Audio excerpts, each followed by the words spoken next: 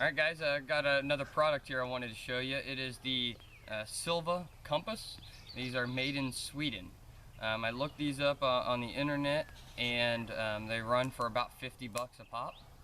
Now, I'm a big advocate of yard sales, and I got two of these and another Canadian brand compass for 4 bucks at a yard sale.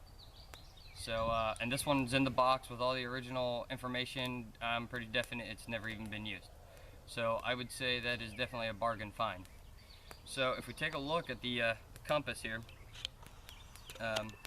this one has a lanyard attached to it. This is the Silva Type 15T Ranger. So it has a little bit of a lanyard, and if you see this little plastic clip right here on the front, and it attaches to the sights on the compass. So if you pull this little plastic clip backwards, then you can pull the front up. And take a look inside the compass here. We have a mirror that has a line already on the mirror directly in the center.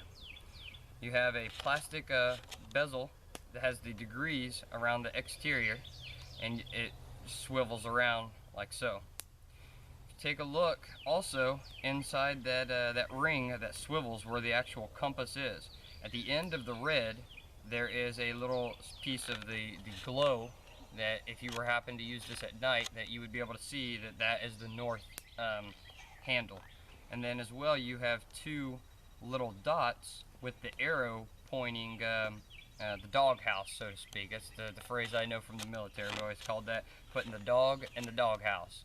Now, the dog being the north needle, the doghouse being the two glowing spots on the bottom of the compass. So when you're trying to line it up, you just rotate that doghouse, those two glowing dots there, and line them up with the center one. So that would be how you would kind of check out which degrees you're going, what azimuth you're traveling. Maybe I'll do some more videos on using a compass, but this video is more so just focusing on this product.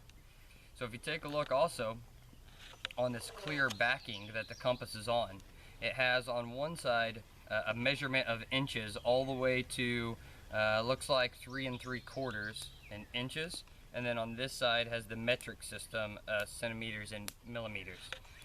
So when you're using a map to find which to lay out your path that you're going to travel, you can actually lay this clear section directly on the map and draw out your line that you plan on traveling, as well as using the measurements at the bottom of the map to figure how far is a mile or how far is 100 meters. So when you're using your pace beads to know where you've traveled, you can already use this to kind of get a more accurate measurement. And so the way this compass works is that you would shoot your azimuth this way, and you can put it up against your face and angle this mirror down. And I don't know how well you can see, but if you look into the mirror, then you can see the degrees and the direction that the compass is pointing. So then you can get an idea if you're on the right path. You can also use this sight that's at the top to do dead reckoning, and that's pointing at the object that you're planning on traveling to. So when using these kind of compasses, it's going to be beneficial to get your hands in kind of a flat with your index finger straight up, and then take the other hand and do the same thing. So now you're holding your compass in a way that you've got it somewhat flat and in control. And so when you're shooting your direction, I tend to bring my thumb to the back. The old military compasses had a ring that you could put your thumb through, which that lanyard maybe worked good for that. And then you can kind of do it like this and see where you're going, and by looking into the mirror you can see the actual compass. You could also bring it down somewhat to your chest like this, chest or waist, and kind of go somewhat off of that. That way you just want the compass to be sturdy and flat, and that the needle go where it needs to go easily. If you kind of got it leaned, it makes the needle inside that bezel lean one way.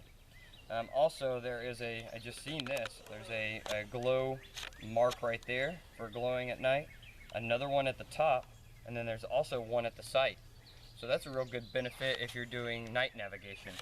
Not that I would necessarily promote that unless you are well experienced. Because if you don't know what you're doing using a compass, you could only get yourself in a worse situation. But I just kind of wanted to show you this compass, and that it is a good compass. The only thing that I would have desired that this compass had would be a good magnifying glass attached to it. So it's not only a compass and it's not only a mirror, but it also has a means of building a fire. But all in all, this looks like a very good quality compass. So stay tuned to later videos, and might have something out there for you. Thanks for watching. God bless.